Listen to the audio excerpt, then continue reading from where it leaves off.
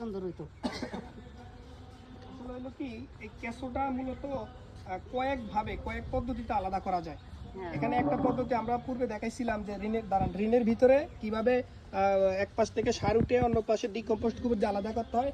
তো এই একটা পদ্ধতি আছে, এই পদ্ধতিটা হলো এটার একটা নেটিং পদ্ধতি আছে। যদি আমরা এখানে এই এই এই এই সার এবং কেঁচো সহ আমরা নিচে ডিকম্পোস্ট গোবর দিয়ে উপরে মশারি দিয়ে এটার উপরে রাখি, তাও 10-15 মিনিটের ভিতরে কেঁচোটা নিচে চলে যাবে।